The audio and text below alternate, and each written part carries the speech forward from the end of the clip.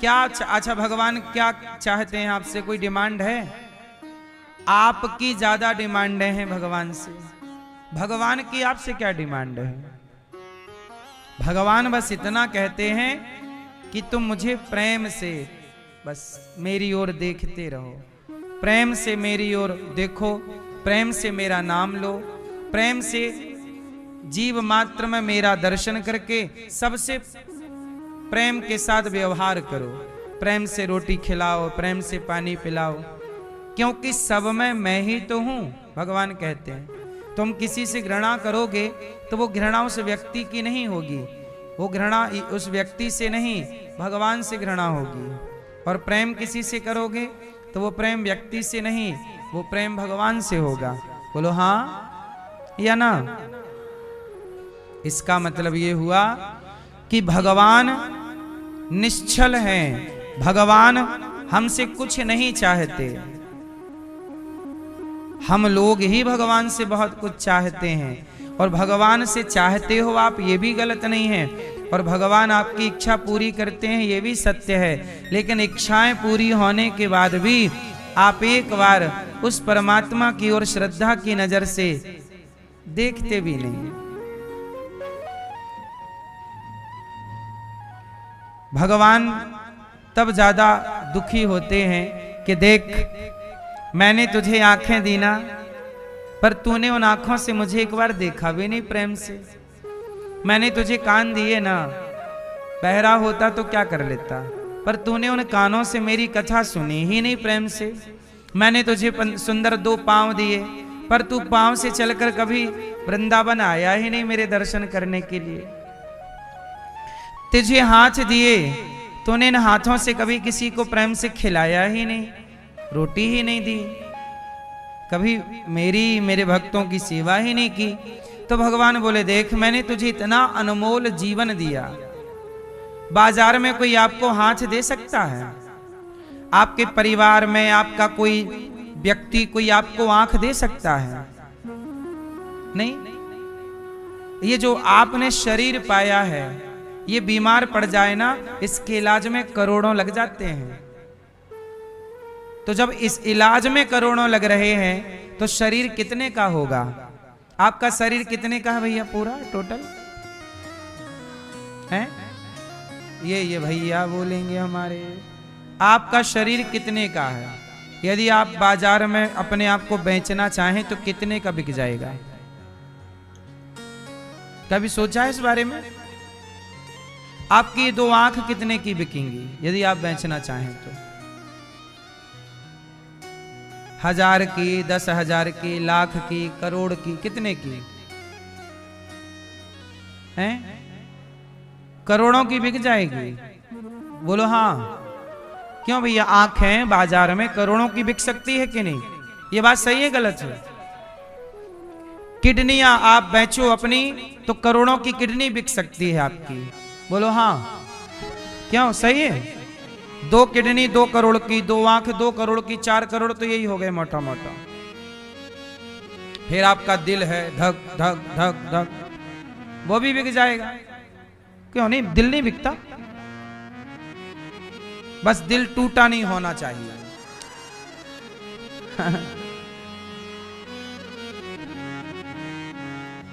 Fresh दिल बिकेगा, टूटा होगा थोड़ा सस्ता बिकेगा। क्यों? और जैसे एक टुकड़ा हुआ तो ठीक ठाक बिक भी जाएगा, पर दिल के टुकड़े टुकड़े करके मुस्कुरा के जब चले गए तब फिर वो सस्ता बिकेगा, क्योंकि उसके कई टुकड़े हो गए।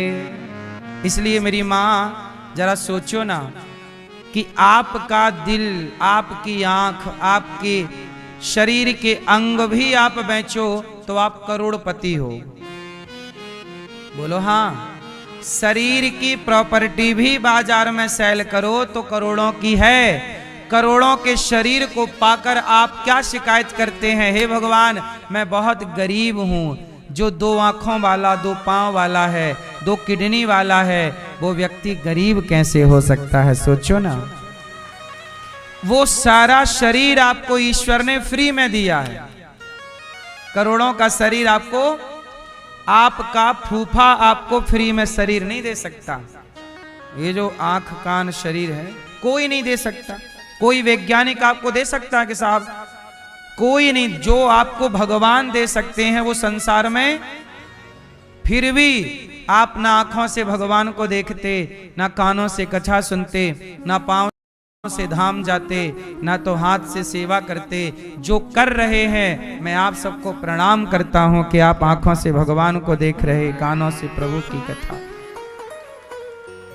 इसलिए जीवन की सार्थकता किसमें है? कान दिए हरि कथा सुनन को, मुख से कर गुणगान, है ना? हाँ,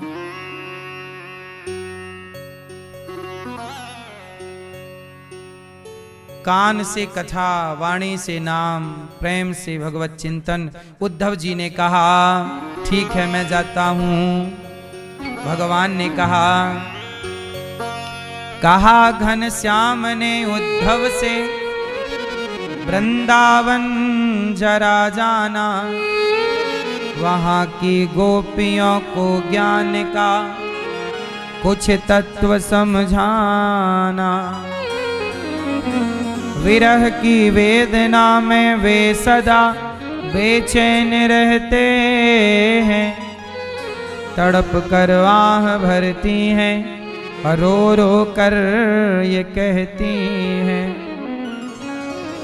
भगवान का प्रेम निष्काम है, तो आप भी मैया थोड़ा सा प्रेम, इतना सा भगवान से किया करो। ज्यादा तो चलो आप जगत से करते ही हैं, बेटा बेटी परिवार, बहुत सारा प्रेम आपका डिवाइड है, बटा हुआ है। थोड़ा प्रेम आप इससे उससे इससे, क्यों मैया? आपने प्रेम कई भागों में बांट रखा है। भगवान को कितने % आप प्रेम करते हैं? क्यों मैया? 2, 5, 10, 20, कितने % आप प्रेम भगवान से करते हैं? पीछे वाली मैया 2, तो फिर पति से, तो पति से कुछ करते होंगे तो 100 यहां कैसे रहेगा? कुछ तो कम हो ही जाएगा। गणित कमजोर है या फिर आपका हिसाब गलत है? पति से भी करती हूं, भगवान से 100 करती हूं, और नंबर एग्जाम ही 100 ही नंबर का है।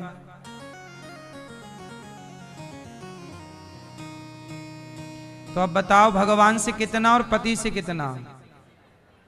अब देखो होशियार बहन आ गई ना 50 पे। 100 से सीधा छलांग आधी हो गई, आधी हैं?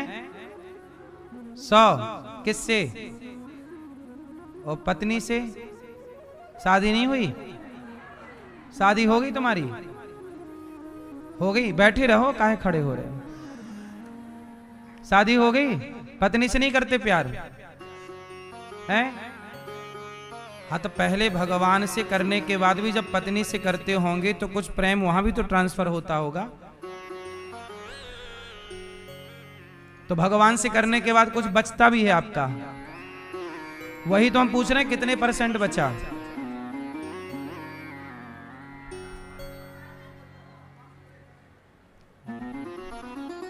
देख रहे हैं भगवान को भी धोखे में रखे हैं ये लोग।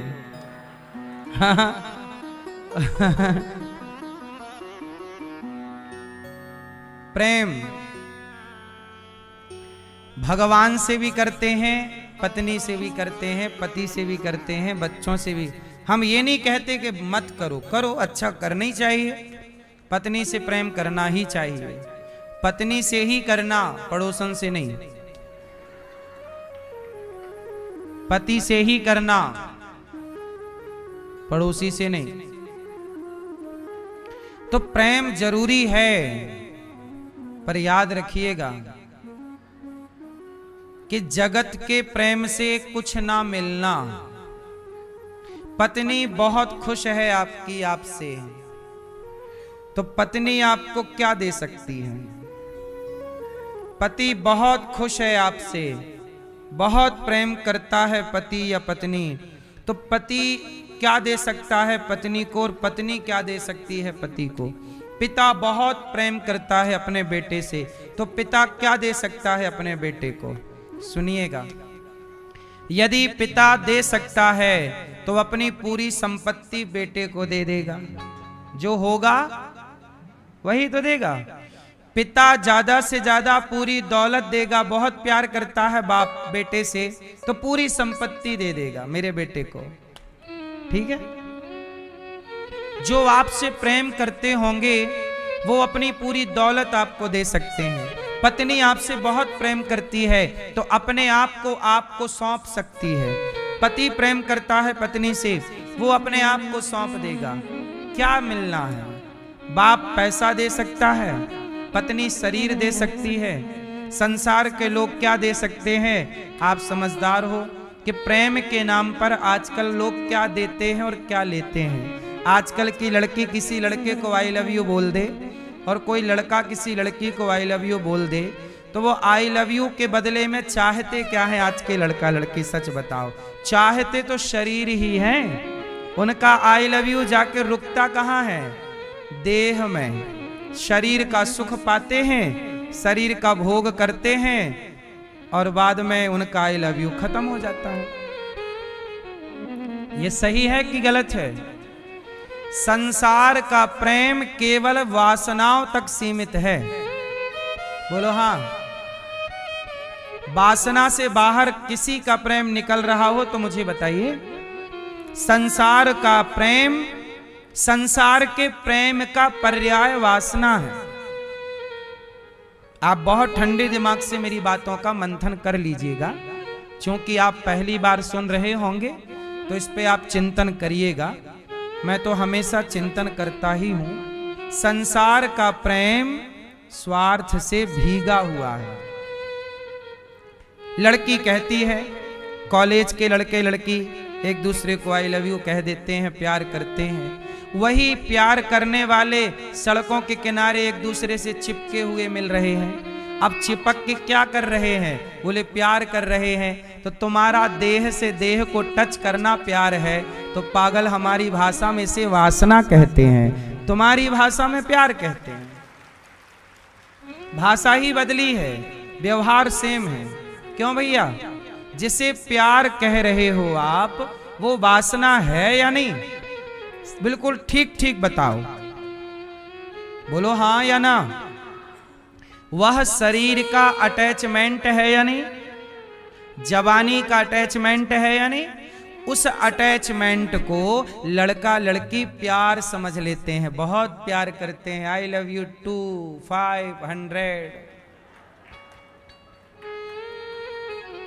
ये प्यार नहीं, 100 आई लव यू कह रहा है, मतलब ज्यादा इसके अंदर वासना भरी है। आई लव यू तुम्हें कहेगा और तुम पे ही अपनी वासना निकालेगा। इसलिए जगत का प्रेम छल से भरा हुआ है। पहले प्यार करने का नाटक होगा, फिर तुम्हारा प्यार के बहाने मैया शोषण हो जाएगा। लड़कियों के साथ यही तो छल होता है। लड़के लोग कहते हैं आई लव यू, लड़की को लगा कि मेरा अब्दुल तो अच्छा है, और लड़की को आई लव यू किसी मुसलमान ने कह दिया और वो उसके साथ सेट हो गई, और बाद में उस लड़के ने उसके शरीर का खूब शोषण किया, और जब शोषण करके लड़के का पेट भर गया तो आई लव यू हो गया बम। इसी को कहते हैं लव जिहाद। क्यों? ये बात सही है गलत है? इसलिए मेरी बहनों, हाथ जोड़ के कहूं तुम्हारा भाई बन करके, ये आई लव यू के चक्कर में ना फंसो। मछुआरा मछली कैसे पकड़ता है? मछुआरा मछली पकड़ने के पहले के लोहे का कांटा लेता है। ध्यान से सुनना, लोहे के कांटे में मांस का टुकड़ा फंसाता है, और वह मांस का टुकड़ा पानी में डाल देता है। मछली को लगा के मांस है, मछली गप से खाने गई और जैसी खाया तो वो कांटा चुभ गया, मछली पकड़ी गई। जैसे मछुआरा मछली पकड़ने के लिए कांटे में मांस का टुकड़ा लगाता है, ऐसे आज के कुछ लोग आपको फंसा करके आई लव यू के बहाने, लव जिहाद के बहाने और आपका शोषण करना चाहते हैं, तो आई लव यू का जाल फेंक करके तुम्हें फंसाते हैं। बस ये मछुआरा है जो आपको फंसा करके आई लव यू के द्वारा अन्य गिफ्ट, आजकल लड़कियों को लड़का मिला बहुत सुंदर हो, एक आईफोन लेके दे दिया, ये लो। लड़की को लगा वाह इतना महंगा गिफ्ट दिया, वाह आओ आपको गले लगा लूं। 1.5 लाख रुपया के मोबाइल में तुमने अपना शरीर, अपना चरित्र बेच दिया। बोलो हाँ। महंगे महंगे गिफ्टों में आप बिक जाती हैं, तो उन वैश्याओं में, वैश्याएं बेचारी 1000 रुपए में बिक जाती हैं, 500 में बिक जाती हैं। तुम थोड़ी महंगी वाली हो जो 1.5 लाख में बिकी हो, पर बिकी तो तुम भी हो। तो उनमें और तुम में अंतर क्या रहा? बोलो हाँ या ना, अच्छे से बोलो हाँ। इसलिए मेरी बहनों, रावण ने सीता मैया को सोने की लंका देना चाहा। ए सीता, मैं सोने की लंका दे रहा हूं, आज से ये लंका आपकी, ले लो। आज से रावण तुम्हारा दास, तुम्हारे पांव पे रहूंगा मैं, मंदोदरी कपड़े धोएगी तुम्हारे। जरा सोचना मेरी बहनों, माता जानकी रावण के सोने की लंका में प्रभावित ना हुई, तुम लाख रुपया के फोन में, लाख रुपया के गिफ्ट में प्रभावित हो जाती हो। इसलिए आपके चरित्र की रक्षा आप नहीं कर पाते, क्योंकि आपके चरित्र का एक मूल्य है। आप 1 लाख में ना सही 2 लाख में, 2 लाख में ना सही 5 लाख कोई आपके पास रख दे तो 3-4 गर्लफ्रेंड आगे पीछे डोलें। बोलो हाँ, ये बात सही है गलत है? मतलब आजकल पैसों में सब मिल रहा है, और जो पैसों में बिक जाए ना, पैसों में प्रभावित वैश्याएं होती हैं। एक पतिव्रता नारी पैसों से प्रभावित नहीं होती, एक चरित्रवान व्यक्तित्व पैसे से प्रभावित। माता जानकी क्या रावण की लंका से प्रभावित हुई? उत्तर दो। इसलिए राम के मंदिर में माता जानकी राम के साथ खड़ी हैं कि हर स्त्री को प्रेरणा कहां से लेनी है? माता जानकी से लेनी है। जैसा चरित्र माता सीता का वैसा आपका, और जैसा चरित्र राम का। सूपनखा आई थी सुंदर बन के, राम ने एक बार देखा नहीं। जैसा चरित्र राम का वैसा चरित्र आपका। इसलिए यदि बिक जाओगे गिफ्टों में और अपने आप को कर दोगे किसी के हवाले, तो चरित्रहीन हो जाओगे। और जगत से आप झूठ बोल सकते हो मेरी बहनों, मेरे दोस्तों, मेरे भाइयों, पर आप अपने आप से झूठ कैसे बोलोगे? जब आप कभी आईने के सामने खड़े होगे तो क्या आप अपने आप से आंखें मिला पाओगे कि आप लाख रुपया के गिफ्ट में बिक गए, 2 लाख में बिक गए, 5 लाख में बिक गए? बोलो हाँ।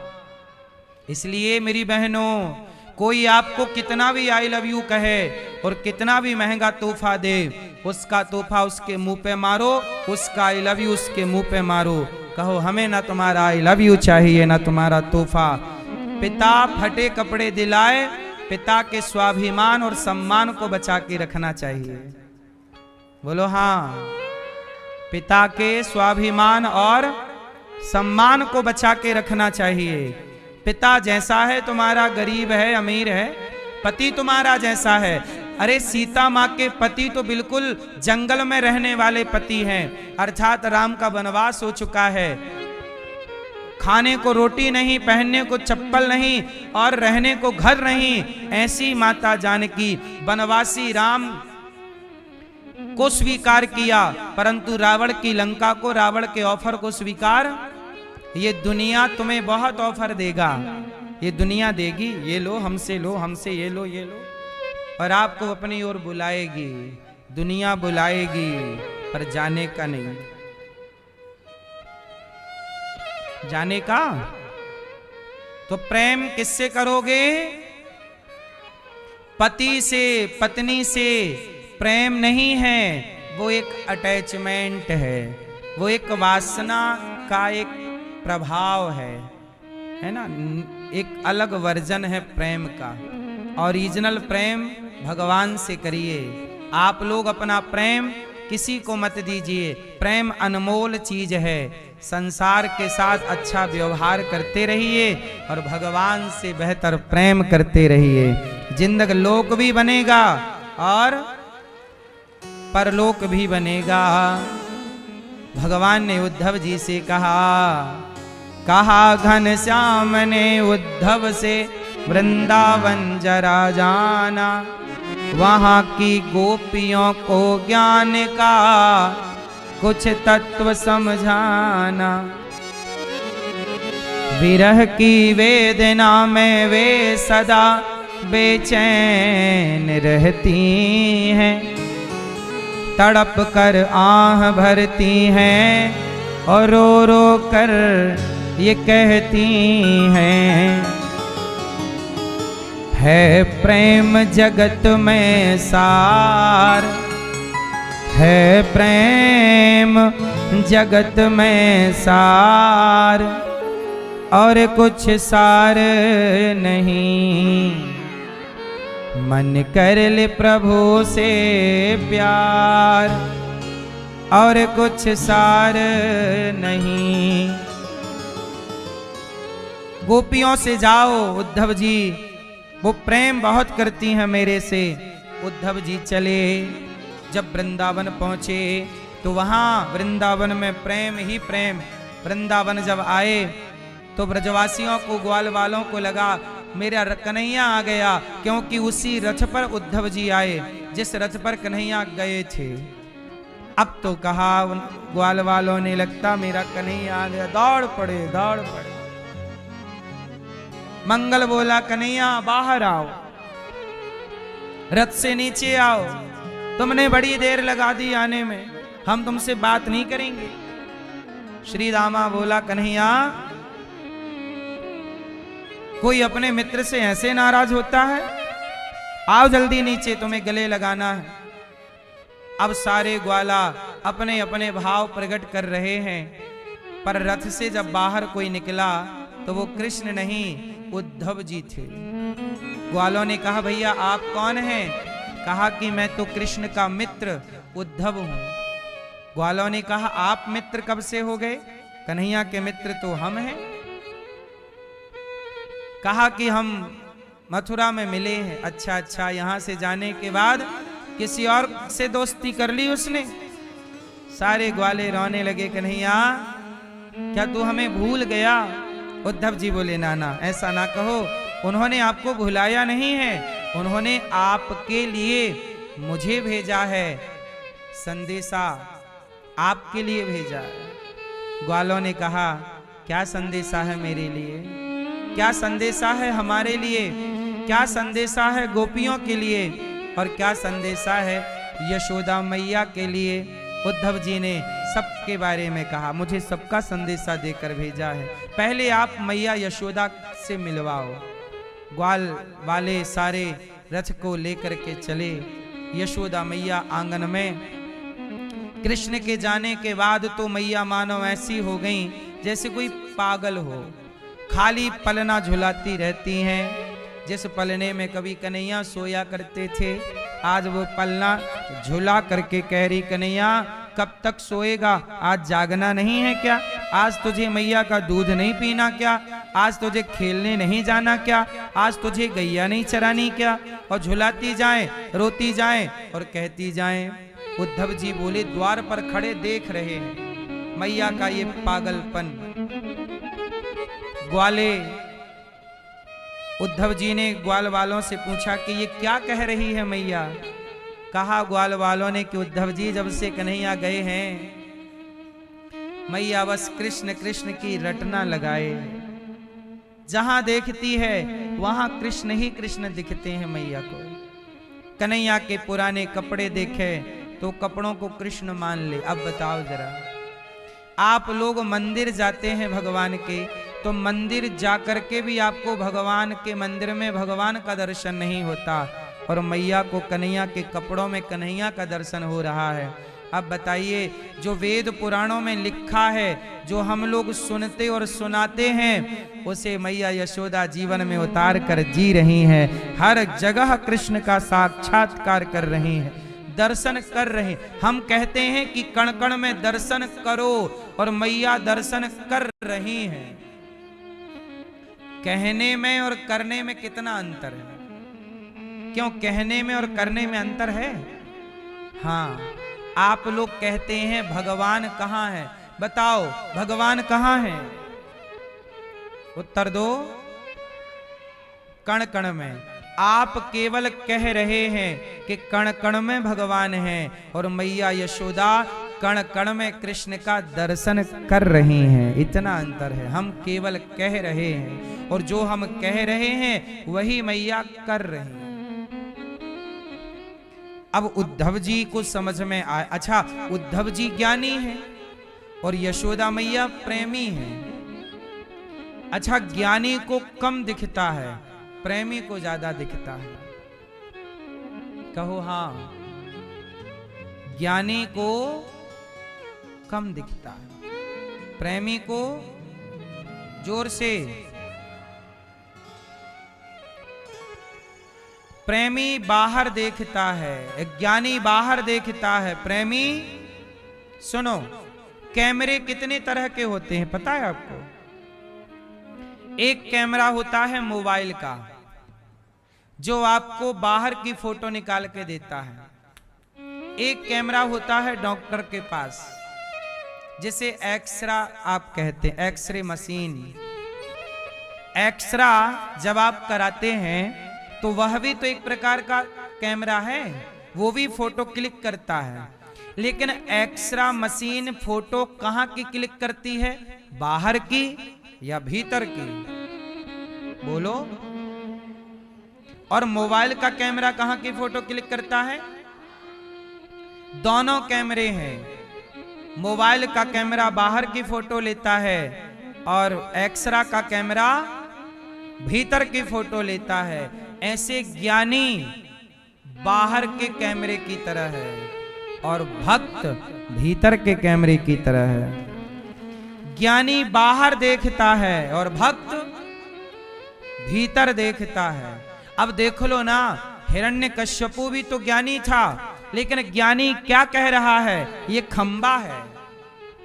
और भक्त प्रहलाद क्या कह रहे हैं? ये खंबा नहीं, भगवान है। ज्ञानी को खंबा दिखता है और प्रेमी को भगवान दिखते हैं। यही अंतर है ज्ञानी और प्रेमी में। यदि आपका ज्ञान प्रेम के बिना है तो आपका ज्ञान कोरा ज्ञान है, जिस ज्ञान से आपका कोई भला नहीं हो सकता।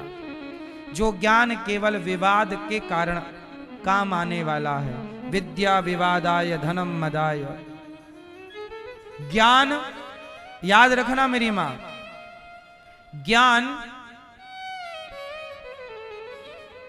ज्ञान यदि आपको है तो आपको अभिमान आ जाएगा।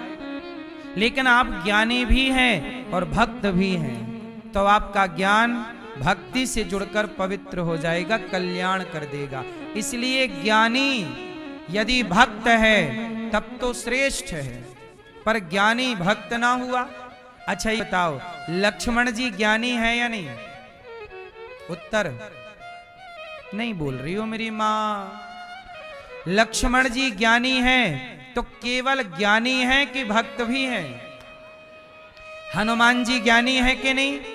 ज्ञानी नामाग्रगण्यम, ज्ञानियों के अग्रगण्य हैं। ज्ञानियों में भी ज्ञानियों के ज्ञानी हनुमान जी, लेकिन वो ज्ञानी केवल ज्ञानी नहीं है, वो राम के। यदि आप केवल ज्ञानी हैं और भक्त नहीं है तो केवल ज्ञानी रावण था, भक्त नहीं था रावण। ज्ञानी रावण था, पर रावण क्या नहीं था?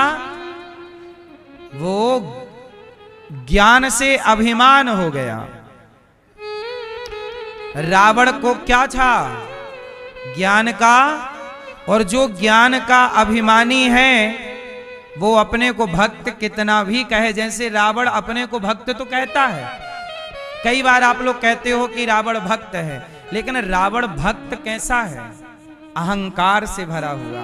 वो खुद कहता है मैं भक्त हूं, और जो खुद को डिक्लेयर कर दे जी मैं भक्त हूं, वो कह सकता है, हो नहीं सकता। रावण ज्ञानी है नो डाउट, लेकिन रावण भक्त नहीं। क्यों? क्योंकि रावण ज्ञानी ऐसा है, कोरा ज्ञानी है। हनुमान जी, अच्छा बताओ, हनुमान जी ज्यादा ज्ञानी है कि रावण? बोलो। यदि रावण के ज्ञान को एक तराजू में रखा जाए और हनुमान जी के ज्ञान को एक तराजू में रखा जाए, तो रावण और हनुमान जी के ज्ञान में, दोनों में किसका ज्ञान बड़ा है? हनुमान जी का ज्ञान बड़ा है। मतलब रावण से ज्यादा ज्ञानी तो हनुमान जी हैं। लेकिन हनुमान जी जैसे ज्ञानी राम के चरणों में झुके हैं कि नहीं? लेकिन रावण कैसा ज्ञानी है कि उसके ज्ञान से वो प्रभु को ही ना पहचान पाया। आप अपने ज्ञान से यदि सुनार सोने को ना पहचान पाए तो काय बात का सुनार? समझो। यदि जौहरी हीरे को ना पहचान पाया तो काय बात का जौहरी? बोलो। जौहरी हीरे को ना पहचाना, किस बात का जौहरी? सुनार सोने को ना पहचान पाया, किस बात का सुनार? और यदि ज्ञानी भगवान को ना पहचान पाया तो किस बात का ज्ञान? किस बात का ज्ञानी? रावण नहीं पहचान पाया तो किस बात का ज्ञानी? किस बात का भक्त? भक्त किस बात? कैसा भक्त? इसलिए ज्ञान, उसे ज्ञान भी मत समझो जो केवल अभिमान के काम आए। रावण ज्ञानी तो था, पर रावण का ज्ञान केवल अभिमान के काम है और मनमाना काम है। इसलिए मूल क्या है? प्रेम। मूल क्या है? भक्ति। इसलिए ज्ञानी और भक्त दोनों को तराजू में रखा जाए तो बताओ कौन बड़ा? ज्ञान बड़ा कि भक्त बड़ा? ज्ञानी बड़ा कि भक्त बड़ा? जब भक्त नहीं होंगे भगवान कहाँ होंगे? अच्छा बताओ, भगवान से भक्त हैं कि भक्त से भगवान हैं? जोर से। भगवान से भक्त हैं कि भक्त से भगवान हैं? बताओ कौन बड़ा? ज्ञानी और भक्त में तो भक्त बड़ा। अब भगवान और भक्त में कौन बड़ा? कौन बड़ा? भगवान बड़े कि भक्त बड़े? कौन बड़ा? मई ओ दादाजी सो गए, हाँ जागो मोहन भोर भई अब।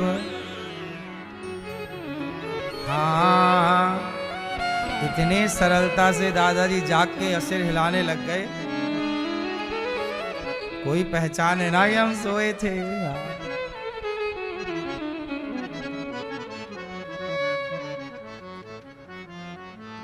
मैया, ओ पीली मैया बैठ जाओ मेरी माँ।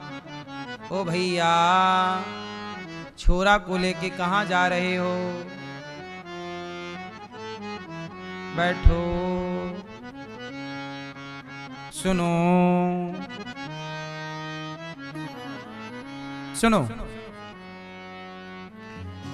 हनुमान जी एक तरफ भक्त हैं और एक तरफ भगवान। कौन बड़ा? जब भक्त नहीं होंगे भगवान कहाँ होंगे। अच्छा बताओ, शबरी ना हो, केवट ना हो, जटायु ना हो, हनुमान जी जैसे भक्त ना हो, तो बताओ फिर राम की अपनी कोई कथा रह जाएगी? भगवान की कथा भी भगवान से नहीं, भक्तों से है। भगवान भी बड़े हुए तो किससे? शबरी पर कृपा ना करते तो राम बड़े कैसे होते? जटायु पर कृपा ना करते तो बड़े कैसे होते? इसलिए प्रभु ये दास अनिरुद्ध पर भी कृपा करो और अपनी भक्ति दो, तब आप और बड़े हो जाएंगे। हम सबको भी भक्ति दो, अपना प्रेम दो, क्योंकि भगवान तो देनहार हैं। भगवान तो देनहार हैं। तो भगवान से भी बड़ा कौन? भक्त बड़ा। हाँ, पैदल चलकर, हाँ पैदल चलकर द्वारिका जाना सबके बस की बात नहीं है। भक्त सुदामा जी को देखो, प्रेमा भक्ति भारी है। हाँ, प्रेमा भक्ति भारी है। सुदामा गरीब हैं पर भक्त हैं, और जब सुदामा जैसे गरीब पर भगवान दया करते हैं तो हम जैसे गरीबों का भी मनोबल बढ़ जाता है कि सुदामा पर कृपा की है तो हम पर भी कृपा करेंगे कभी ना कभी। शबरी पर कृपा हुई तो हम पर भी होगी। बोलो हाँ। भक्त सुदामा जी को देखो, प्रेमा भक्ति भारी है। हाँ, प्रेमा भक्ति भारी है। पैदल चलकर द्वारिका जाना, पैदल चलकर द्वारिका जाना सबके बस की बात नहीं है। ये सबके बस का नहीं है। मीरा जी के प्रेम को देखो, तड़प रही वो इनके लिए। हाँ, तड़प रही वो इनके लिए। हंसते हंसते विष पी लेना, हंसते हंसते विष पी लेना सबके बस की बात नहीं है। हंसते हंसते विष पी लेना सबके बस की बात नहीं है। मैया, भगवान की भक्ति बहुत आसान है, पर क्या करना पड़ेगा? समर्पण। इतना भी सरल होता ये रास्ता तो सब मंजिल तक पहुंच ना जाते मेरी माँ। बोलो हाँ।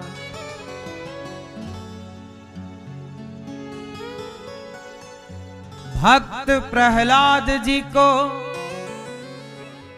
प्रेम से देखो, नामा भक्ति भारी है। नामा भक्ति भारी है।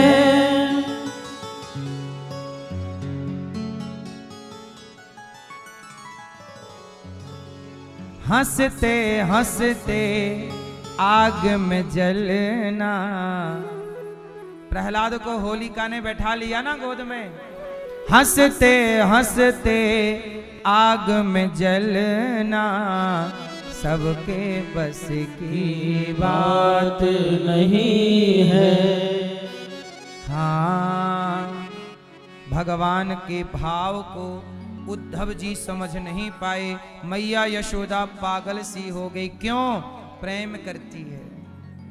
आप भी भगवान से, मेरी माँ यशोदा झूला झूला रही, कन्हैया सो जाओ, कभी कहती है जाग जाओ। जब से कृष्ण गए, मैया ने कृष्ण के याद में, कृष्ण के बिना ना उसे पानी अच्छा लगता, ना भोजन अच्छा लगता। मैया बस हा कृष्ण मेरे कृष्ण बार बार रोती और बार बार कहती, हे कन्हैया कब आएगा मेरा सांवरिया, कब आएगा मेरा सांवरिया, कब आएगा मेरा सांवरिया, कब आएगा मेरा सांवरिया। प्रभु कब आओगे? मैया बोल रही। रात भर चर्चा। मैया ने देखा उद्धव आए, मैया को लगा कृष्ण आ गया, गले लगाया। बाद में उद्धव जी ने कहा, मैया मैं तो उनका मित्र हूँ। मैया रो पड़ी, उद्धव क्या मेरा कन्हैया नहीं आया? मैया उन्होंने मुझे भेजा है। मैया बोली, उद्धव कन्हैया से एक बार कह देना कि उद्धव मैया से मिलने आ जा, वरना तेरी मैया मर जाएगी। चल मैं तो इंसान हूँ, समझा लूंगी। देखिए गैया गंगी नाम की कब से खड़ी है, ये आंखों से आंसू बहा रही है। हम इंसान तो बात कर लें, समझ लें, समझा लें, पर ये गैया देखना कब से रो रही है। ना चरने जाती जंगल, ना पेट भर पानी पीती, ये तड़प रही है। एक बार गंगी से मिलने तो आओ कन्हैया। उद्धव जी ने जब इस तरह की व्याकुलता देखी, देखो भगवान का भक्त कैसा होता है, भगवान के लिए व्याकुल होता है। यदि व्याकुलता नहीं है तो भक्त कहाँ है? भक्त की भी कई श्रेणियां होती हैं। जैसे बच्चा स्कूल जाता है, पहली क्लास का भी स्कूल जाता है, 5वीं क्लास का बच्चा भी, 10वीं का भी और 12वीं का भी, कॉलेज भी फिर आप जाते हैं। तो सारे बच्चे स्कूल तो जा रहे हैं, पर क्या कोई पहली क्लास का है, कोई 10वीं का है, कोई 12वीं का है। ऐसे ही है कि भक्त तो सारे हैं, पर कोई भक्त पहली कक्षा का है, कोई 5वीं कक्षा का है, कोई 10वीं का है। भक्तों की भी चरम सीमा क्या है, आखिरी क्या है? बोले गोपियों ने बताया कि उस परमात्मा की याद में ऐसे तड़पना। शुरुआत में तो हम माला जपते हैं, ये भक्त है, सेवा करते हैं ये भक्त, पर माला जपना और ये सब व्यवहार, ये सब 5वीं क्लास है, 6वीं क्लास मान लो, 7वीं क्लास। भक्ति की पीएचडी क्या है कि जब परमात्मा के बिना रहा ना जाए, आखिरी चरम वो तड़प पैदा हो जाए। कितना नाम जप करो। नाम जप क्यों करते हैं? ताकि मिलने की तड़प पैदा हो। जैसे मछली पानी के बिना रह नहीं सकती, पानी के बिना। अच्छा ये बताओ, क्या आप सांसों के बिना रह सकते हैं? जैसे आप की परम नीड है श्वास, जरूरत है श्वास, जैसे आप श्वास के बिना, मछली पानी के बिना रह ही नहीं सकती, ऐसे भगवान के बिना रहा ही ना जाए। बस यही स्थिति का नाम परमात्मा की प्राप्ति है। जब ये स्थिति आएगी, अब नहीं, अब केवल अब कन्हैया कन्हैया तुम्हें एक नजर देखना है, कन्हैया तुम्हें एक नजर देखना है। जिधर तुम छिपे हो उधर देखना है, जिधर तुम छिपे हो उधर देखना है कन्हैया तुम्हें एक नजर देखना है। मैया भगवान को अब गोपियां मैया यशोदा से मिलकर उद्धव जी आए। गोपियां कह रहे हैं अब हम मर जाएंगी। एक सखी ने कहा आज हमने सपना देखा। क्या? कन्हैया आए सपने में। देखो जरा, ये भी एक तसल्ली है कि चलो सपने में ही सही, आज सपने में आने का वादा करो, आज मिलने मिलाने का वादा करो। गोपियां रो रही हैं और उद्धव जी आए तो गोपियां कहती हैं ए उद्धव कौन हो? बोले हम कृष्ण का संदेशा लेकर के आए। क्या कहा? गोपियां बोली ना जी भर के देखा है उसे। कहां चले गए कन्हैया? क्या भूल गए हमें? ना जी भर के देखा। तो सारे पुत्र आदि भगवान के जितने गए थे बच्चे घबरा गए। डरन के मारे क्या करे, वो जो मूसल निकला ना उसे चूरन किया, पीसा, ऐसे घिसा और घिस करके उसका चूरा करके समुद्र में फेंक दिया। और एक हल्की सी कील रह गई, घिसते घिसते कुछ तो रह ही जाता है जरा सा, तो उसे पानी में समुद्र में फेंक दिया। समुद्र में उसी को मछली निगल गई, उसी को मछुआरे ने पकड़ा, उस मछली को फाड़ा तो उसके शरीर से वो घिसा हुआ पत्थर निकला। उसने अपने जरा नाम के व्याध ने उसे अपने बाण के आगे लगा दिया और पटेरा नाम की घास हो गई उसी से। और जब 56 करोड़ यदुवंशियों के आपस में जब आपस में लड़ करके शाप के कारण, गांधारी का क्या था? भगवान कृष्ण को शाप था, तो शाप के कारण आपस में सारे यदुवंशी लड़े।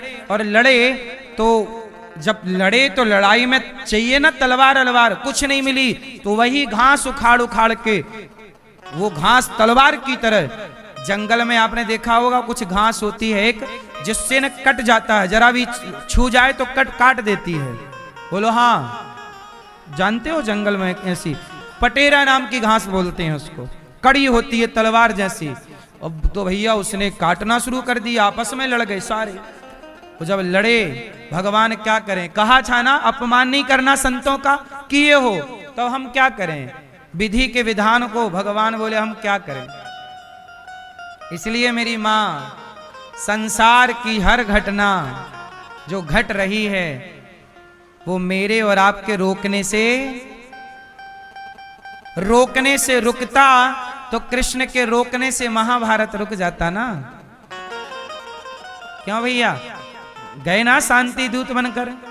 पर जो होनी है, इसलिए कहता हूं कि जो कुछ हो रहा है सब कुछ होनी है। अच्छे कर्म करते रहो, भगवान की शरण में रहो, और जो हो रहा है उसे परमात्मा की कृपा समझ के चिंतन भगवान का करो। परेशान होने से कुछ ना होगा। भगवान ने अनिरुद्ध का विवाह चित्रलेखा के द्वारा उषा से कराया। बाणासुर का उद्धार हुआ, बाणासुर पर कृपा हुई, राजा नृग पर कृपा की भगवान ने। गौदान किया राजा नृग ने, जिसके कारण भगवान का दर्शन हुआ। गौदान जरूर करना चाहिए। पौंड्रक काशीराज द्विज पर भगवान ने कृपा की। जरासंध के जेल से 20,800 राजाओं को मुक्त किया। शिशुपाल ने भगवान को गाली दी, क्षमा किया। धर्मराज युधिष्ठिर के यज्ञ को भगवान ने पूरा कराया। कृष्णाय वासुदेवाय हरये परमात्मने प्रणतक्लेशनाशाय गोविंदाय नमो नमः। भगवान की स्तुति की गई इस श्लोक से। उन राजाओं के द्वारा भगवान ने उन्हें मुक्त किया। भगवान से संबंध रखिएगा। सुदामा जी भगवान के परम मित्र थे। पत्नी सुशीला कहती है कि आप अपने मित्र से मिलने क्यों नहीं जाते। सुदामा जी मित्र से मिलने चले, खाली कैसे जाएं, 4 मुट्ठी चावल बांध करके चले, चिवड़ा चले। और जब सुदामा जी चले 4 मुट्ठी चिवड़ा बांध करके, तो सुदामा जी को रास्ता नहीं पता था, पर सुदामा जी चल पड़े। जब आप चल पड़ते हैं सही रास्ते पर, तो आपको मंजिल तक भगवान पहुंचाते हैं। एक बात बताएं, हमें रास्ता पता नहीं है, पर भगवान के आश्रित होकर चलोगे तो भगवान को तो सारे रास्ते पता हैं। अर्जुन को रास्ता पता नहीं था, लेकिन रथ भगवान चला रहे थे, तो सारे रास्तों का ज्ञान तो भगवान को था ही। इसलिए आपको जब रास्ता नजर ना आए तो समर्पण यहां कर दो। ये सुझाते हैं रास्ता, आप क्यों परेशान हो रहे हैं। इसलिए मेरी मां, हर परिस्थिति के पहले कॉलम में भगवान को रखना चाहिए। हर सिचुएशन में, हर परिस्थिति में पहले कॉलम में कौन? पहली प्राथमिकता कृष्ण की, भगवान। सुदामा जी पहले नंबर पे भगवान को रखते हैं। चले सुदामा जी, द्वारिका पहुंचे। लोगों ने पूछा कौन हो? मैं कृष्ण का मित्र हूं। बड़े आनंद से बता रहे हैं सुदामा कि मैं मित्र हूं। लोग हंस रहे हैं, वाह बड़ा आया मित्र। तुम्हारे जैसे फटीचर कैसे मित्र हो सकते हैं? राजा हैं कृष्ण, तो कृष्ण के मित्र तो राजा के मित्र तो राजा होंगे, आप कैसे हो सकते हैं? सुदामा जी बोले भैया हूं। अब कैसे? अच्छा, दुनिया ये मानने को तैयार नहीं कि तुम मित्र हो। दुनिया हर चीज की परीक्षा लेना चाहे। सीता जी पवित्र हैं कि नहीं? परीक्षा। सच बताएं, इस संसार में सबको परीक्षाएं देनी पड़ती हैं। आपको भी कुछ परीक्षाओं से गुजरना पड़ता है। कई बार परिवार के लोग आप पर भरोसा नहीं करते, तब आपको यह सिद्ध करना पड़ता है कि आप सही हैं या गलत हैं। परीक्षाएं तो आपको भी देनी पड़ती हैं। बोलो हाँ। सुदामा जी द्वारपालों से बोले भैया हाँ, कोई घन श्याम से कह दो तुम्हारा यार आया है, तुम्हारा यार आया है। कोई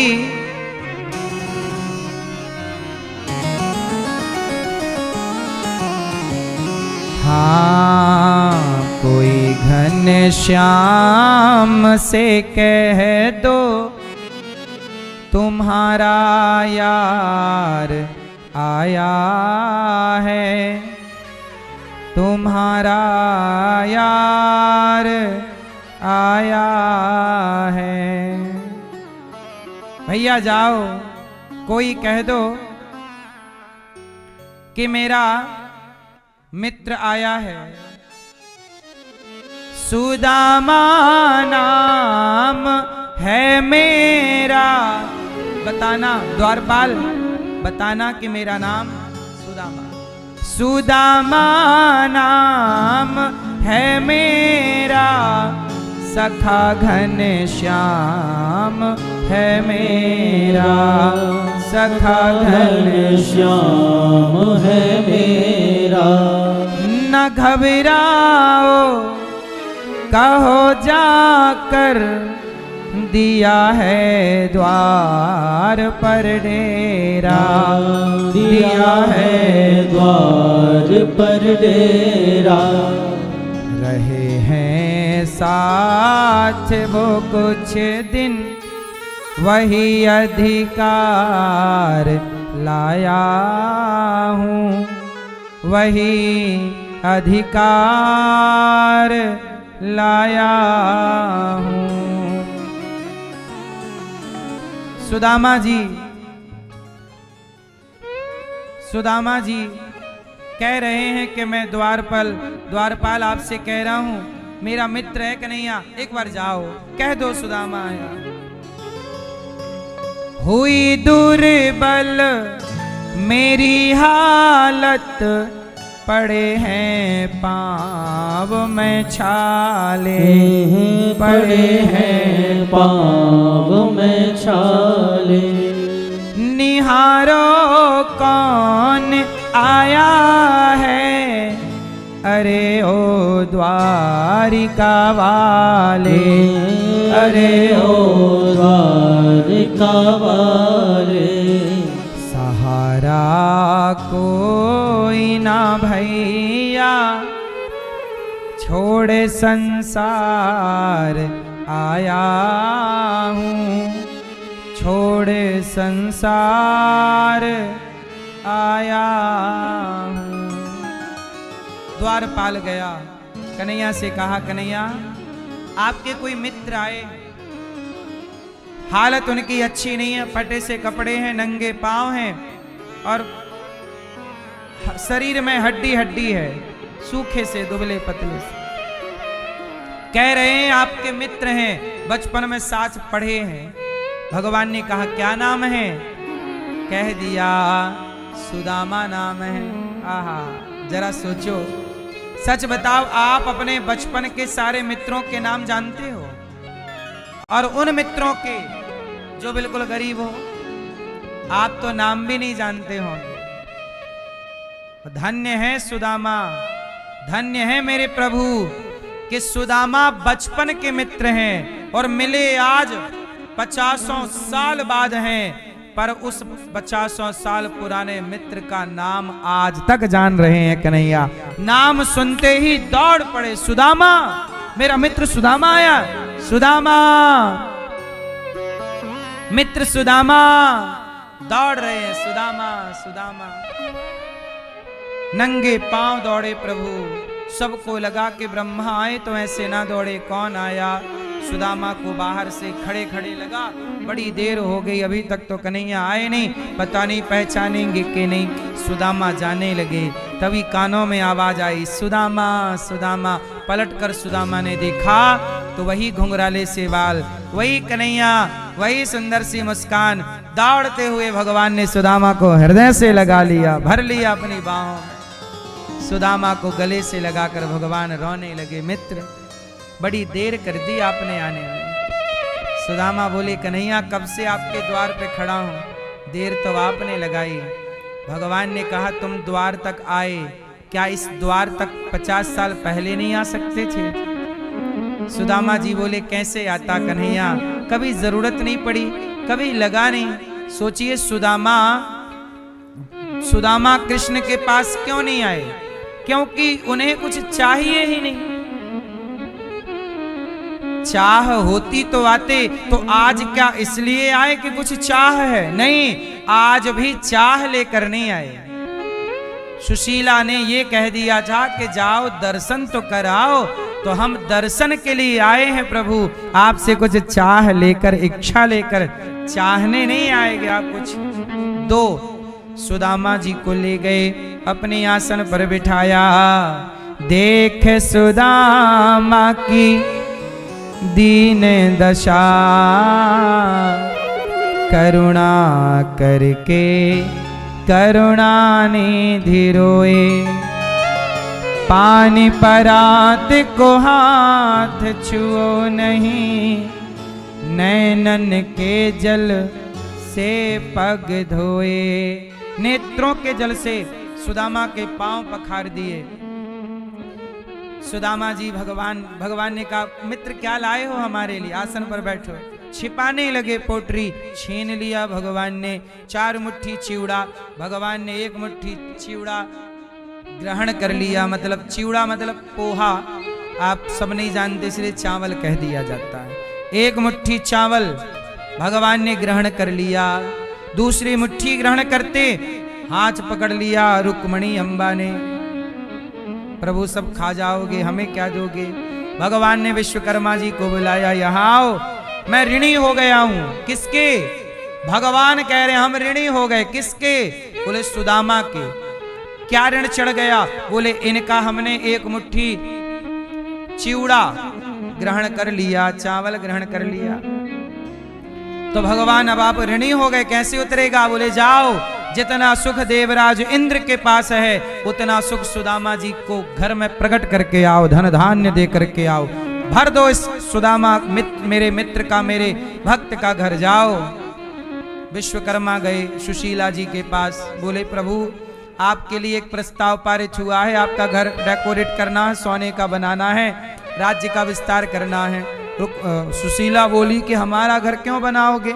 हमारा घर बाद में बनाना, पहले हमारे अड़ोसी पड़ोसियों का घर बनाओ, जिनके द्वार पे हमारे पति को भिक्षा मिला करती थी, पहले उनका घर बनाओ। सोचिए, जिनके द्वार से सुदामा को भिक्षा मिली, रुक्मणी सुशीला माता ने कहा उनका भी घर सजाओ।